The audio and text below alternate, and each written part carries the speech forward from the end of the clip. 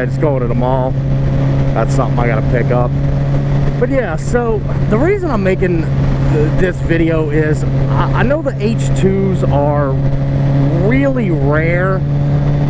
They're extremely limited production. There's not a whole lot of them out. I think there's only about maybe 600 of them in the world or something like that. So not too many people are gonna be able to experience riding one. So I just wanted to kind of, I don't know, kind of describe what it's like to ride one and why there's so much hype about them. All right, yes, it's a 1000, and I know there are some other really fast 1000s. You know, the BMW S1000RR, the R1s are stepping up their game, something serious. The ZX10s, I mean, of course, you know, always been, you know, top performer. Yeah, I mean, it's just you know, it's got the power of a 1000, but the thing is, it's got power differently. I mean, obviously, you know, depending on what dyno you put it on, which bike you're using, if it's, you know, American spec, if it's Euro spec, if it's Jap spec, whatever it is, you know, it'll put out a little more, a little less horsepower, whatever. But the main thing with this bike is its power band. Because, I mean, yes, it does make a lot of horsepower, all right? It's, you know, people are getting anywhere between like 195 and I've seen 220 stock to the rear wheel. The thing is, okay, here, this is why they're such a handful and they make so much hype about them. It puts the power down so much differently than any other bike. And, you know, like I said, I've had quite a few, you know, pretty strong bikes. I've had a ZX10, 2 ZX14s, a Hayabusa, you know, so I mean, I've had some, you know, some powerful bikes. And the thing is, the power band on those other bikes, they're very linear. All right, what I mean by that is the more RPMs you give it, the more power you get. All right, it's pretty basic. I mean, it's pretty simple. It's just, you know, the higher RPMs, the higher horsepower. This one is quite a bit different. All right, and that's why, like, I think, what was it, Kawasaki's, like, own test driver couldn't ride a second gear wheelie in this thing. I've talked in another video about how twitchy the throttle is and how sensitive it is. It's not as forgiving as other bikes. You know, other bikes, you make some error, you just let off the throttle, it's all right. This one, it's different. The way it makes the power, it's very plateauy, if that's a word. Well, what I mean by that is, like, it's a normal 1000 until you get to about 6 grand. All right, and then the power just comes on ridiculous. All right, like, it doesn't go, you know, like, oh, okay, for example, like an R1. You shift an R1 and say you're, I don't know, you're in second gear, 9,000 RPMs. Okay, when you shift into third, you're gonna go down to like 7,000 RPMs, 6,000 RPMs, something like that. All right, so you have now lost 3,000 RPMs of power. So you can just dig right back into an R1 and it takes off smoothly. It takes off predictably. This bike, above about 5,000 or 6,000 RPMs, there is no half power, 3/4 power. It's the supercharger kicks in and it's full power. So it's like when you go from 9,000 RPMs and shift up and drop to 7,000 RPMs, the thing is, when you get back on the throttle, you haven't lost any power.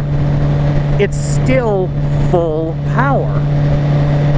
And that's one of the things that a lot of people don't grasp about this bike, is that, you know, people hear a lot of rumors, they, well, you know, a lot of talk and everything, because this bike has had a lot of hype over it. And it just, when they say it never stops pulling, that's what they're talking about. All right, like, you know, once again, like an R1. When you go ahead and shift, you lose power, and then you have to dig on it to get back into that higher linear power band. This one is not like that.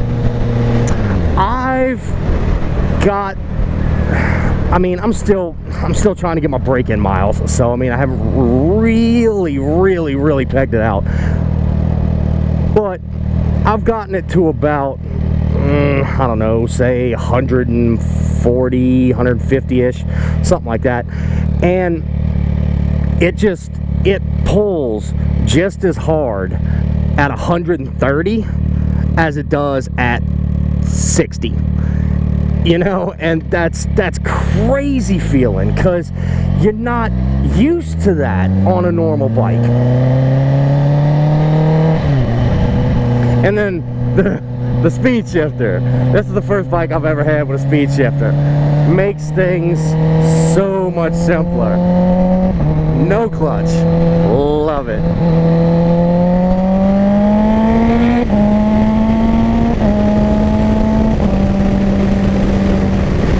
But yeah, so I mean, you can just rip through the gears so easily because there's power everywhere. It's just, it's a totally different riding experience. If you haven't ridden one, you don't know.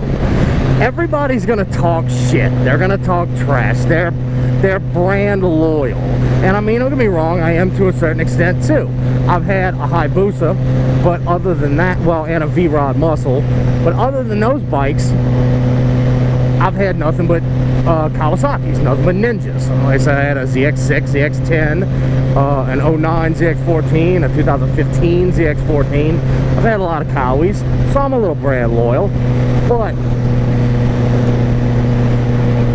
you know, the Yamaha guys and the Honda guys and the Suzuki guys, they're gonna hate, and they're gonna say that, you know, such and such bike, oh, the new R1's quicker. It's not. There is a reason that this bike currently holds the land speed record for the fastest production bike. Ducatis, they don't top out.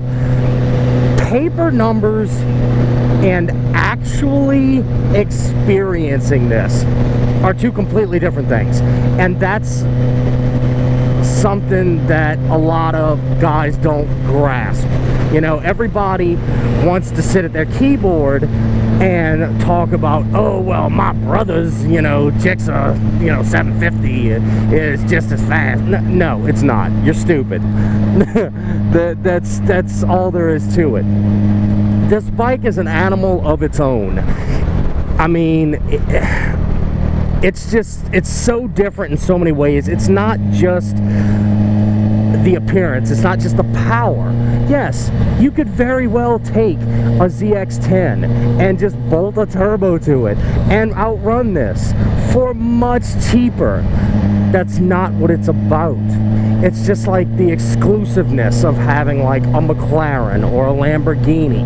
Yes, there are cars that are faster. You can get a fucking Corvette and put a blower on it and it'll outrun damn near every Lambo on the street.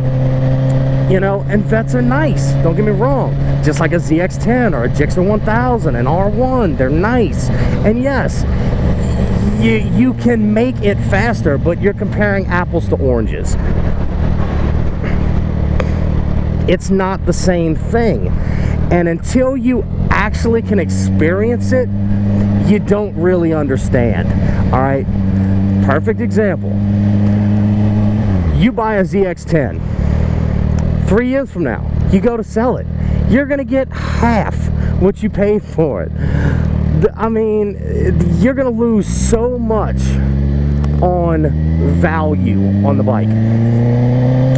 Go on eBay right now. All right, go find a 70s model H2. Those aren't even all that badass. It's just a three-banger, but because of what it was for its day and because of the name, they still sell 25 grand. A 1973 Ninja H2, a 3-cylinder 750, 25 grand. I didn't pay that for this bike. You know, it's something that's gonna hold its value, and it's the exclusiveness of it that makes it what it is. And that's why people want to hate on it, because they don't understand that. They don't. It's okay. It's just a simple haters are gonna hate. That's all there is to it. Somebody, no matter how nice the bike is, no matter how anything is, somebody's gonna be a douchebag and hate on you because they don't have what you have.